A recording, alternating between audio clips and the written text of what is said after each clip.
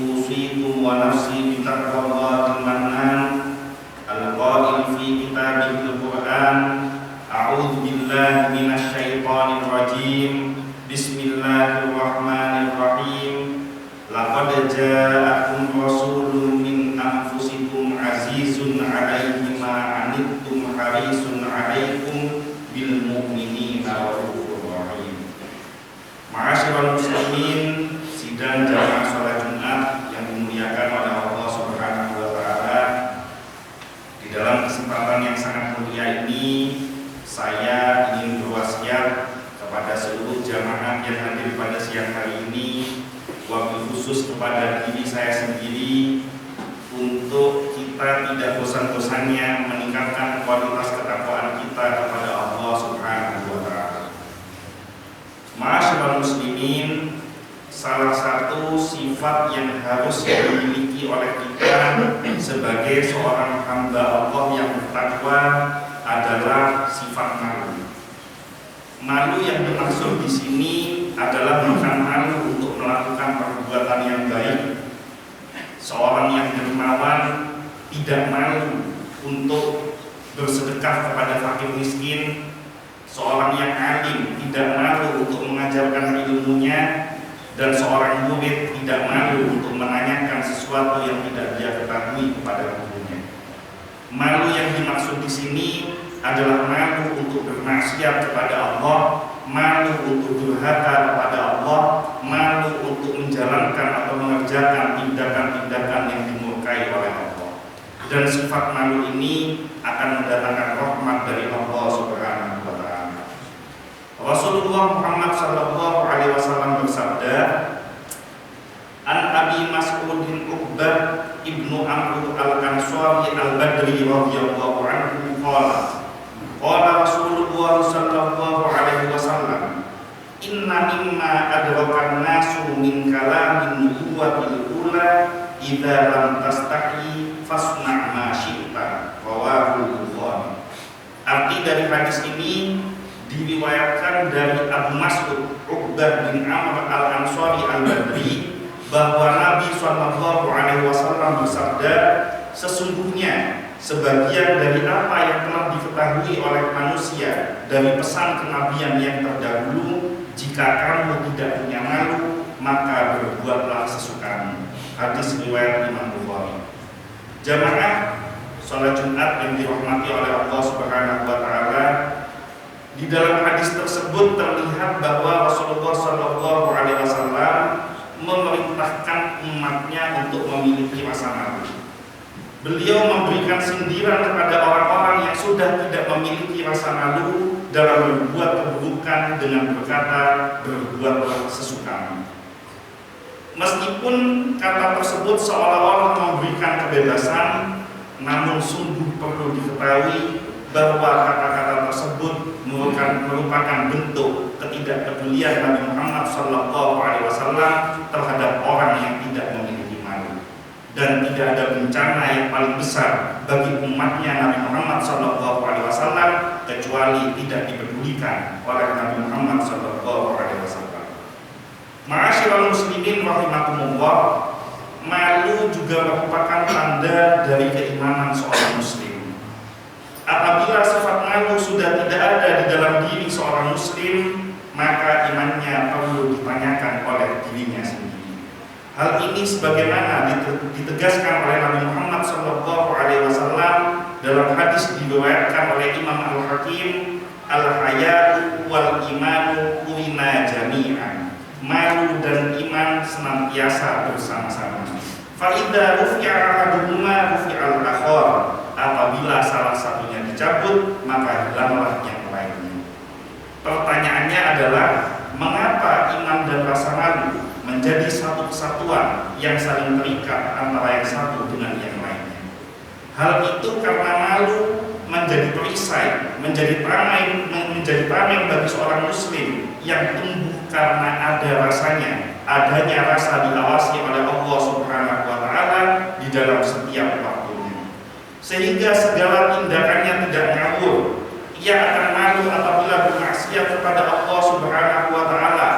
Ia akan malu apabila menyakiti hambanya Allah. Seorang pejabat akan malu ketika menjalankan kewenangannya tidak sesuai dengan amanah dari Allah. Seorang pedagang akan malu ketika dia berbuat curang di dalam perdagangannya. Bahkan seorang guru akan malu ketika dia mencontohkan perbuatan-perbuatan yang tidak pantas di hadapan muridnya.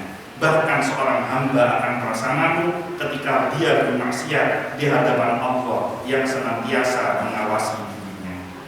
Ma'asyiral muslimin rahimakumullah, setelah kita mengetahui pentingnya rasa malu, maka pertanyaan selanjutnya adalah bagaimana kita memulai diri kita untuk menumbuhkan sifat malu yang ada di dalam diri kita. Apa saja hal yang bisa kita lakukan untuk menumbuhkan sifat malu kita kepada Allah Subhanahu wa Ta'ala? Ma'asyiral muslimin rahimakumullah, ada 3 hal yang bisa kita lakukan untuk menumbuhkan rasa malu yang ada di dalam diri kita. Yang pertama, malu harus ada dimulai di dalam pikiran dan hati kita. Maksudnya, apapun yang akan kita lakukan, maka harus kita pikir-pikir terlebih dahulu. Apabila kita ingin melakukan perbuatan yang buruk, bayangkan setiap konsekuensinya, bayangkan setiap akibat dari tindakan-tindakan buruk yang kita lakukan. Seorang pejabat yang tidak amanah dengan jabatannya, bayangkan rasa malu yang dia dapatkan ketika kecurangannya disaksikan oleh Allah dan para manusia. Seorang pedagang yang akan berbuat curang, bayangkan rasa malu ketika diketahui kecurangannya. Maka setiap kita membayangkan rasa malu dari akibat konsekuensi perbuatan buruk yang kita lakukan, yang kita tanamkan di dalam pikiran dan hati kita, maka niscaya setiap perbuatan buruk yang akan kita lakukan, rasa malu akan menjadi tameng, akan menjadi rem, akan menjadi pencegah bagi diri kita untuk berbuat hal-hal yang dimurkai oleh Allah Subhanahu wa Ta'ala.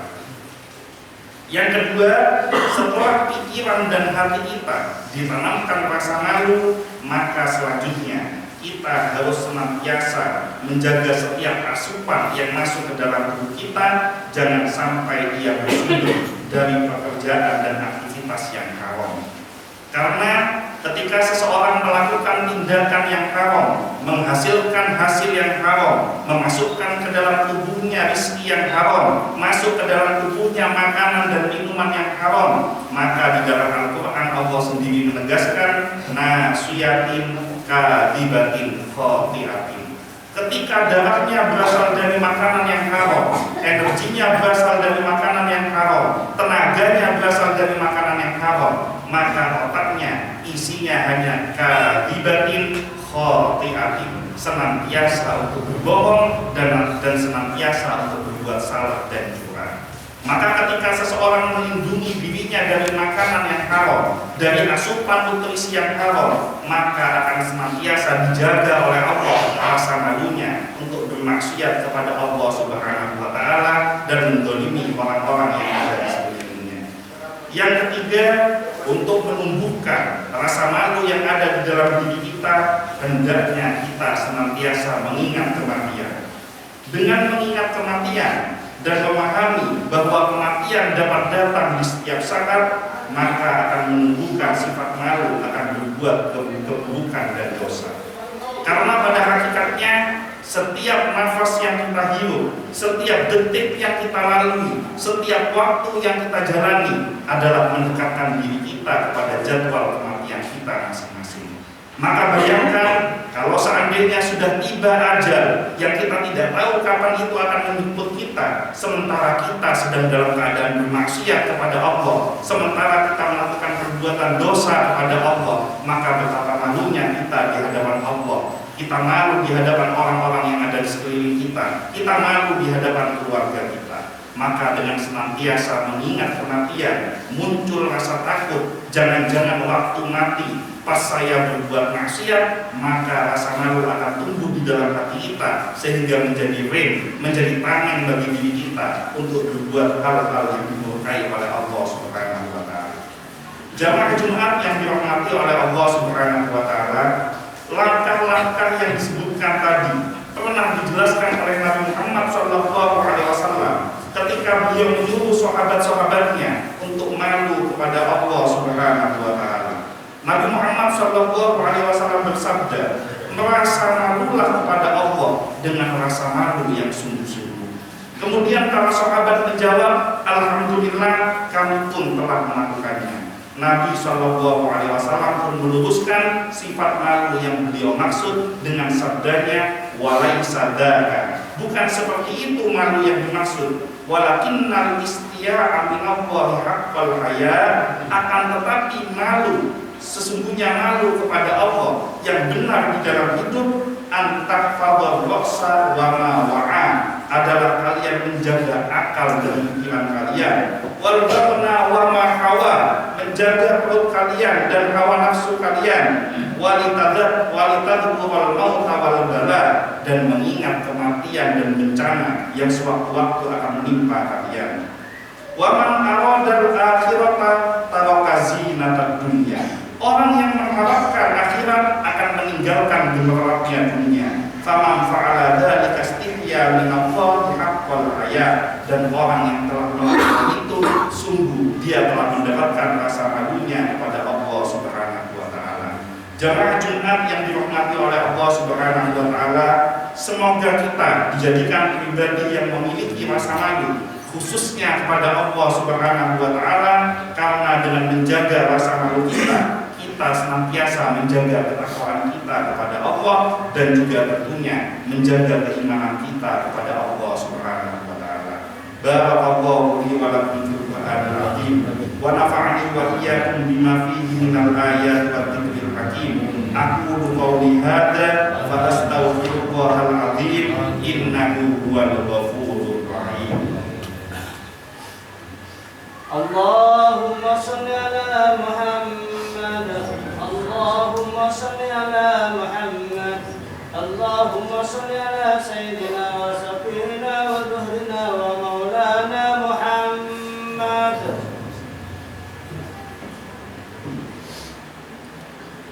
Alhamdulillah, alhamdulillah, summa alhamdulillah, wa asyhadu an la ilaha illallah wahdahu la syarikalah, wa asyhadu anna sayyidana Muhammadan abduhu wa rasuluh alladzi la nabiyya ba'da.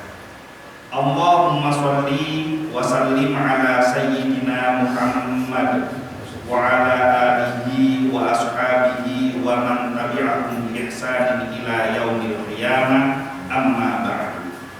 Faya ayyuhan nas, usikum wa nafsi bi taqwallah, faqad fazal muttaqun. Qala Allah Ta'ala fi kitabihil karim, innallaha wa malaikatahu yusholluna 'alan nabi, ya ayyuhalladzina amanu shollu 'alaihi wa sallimu taslima.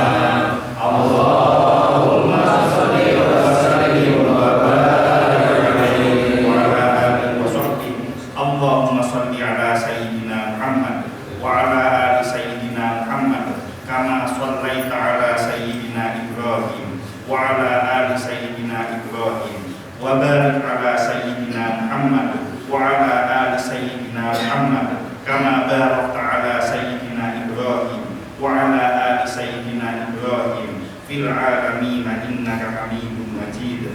Allahumma ighfir للمؤمنين والمؤمنات والمسلمين والمسلمات الأحياء منهم والأموات. اللهم ادفع عنا البلاء والوباء والزلازل والمحن وسوء الفتن والمحن ما ظهر منها وما بطن عن بلدنا إندونيسيا خاصة وسائر البلدان المسلمين عامة يا رب العالمين. Allahumma arinal haqqa haqqa warzuqna ittiba'ah wa arinal batila batila warzuqna ijtinaba. Rabbana atina fid dunya hasanah wa fil akhirati hasanah wa qina adzabannar walhamdulillahi rabbil alamin. Ibadallah, innallaha ya'murukum bil adli wal ihsan wa ita'i dzil qurba wa yanha 'anil fahsya'i wal munkari wal baghi ya'idukum la'allakum tadhakkarun. Fadhkurullahal 'azima yadhkurkum washkuru 'ala ni'amihi yazidkum wa la dzikrullahi